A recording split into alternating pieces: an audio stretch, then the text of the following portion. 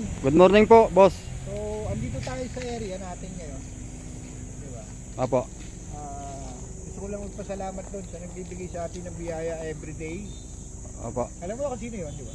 Apo, alam ko po. Yan. Kaya, so, ang work system natin, dahil panibagong work niya naman to, kailangan maging alerto, alisto, at saka Masipag. hindi ka lulugo-lugo. Hindi po. So, ito yung area natin. Okay. Makikita nyo.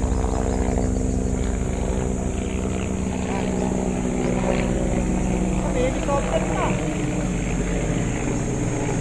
Helicopter pa na tayo. So, kaya natin ito para makapag-rating tayo. So, system, so as of now, steering muna tayo, ano? Apo, apo, apo.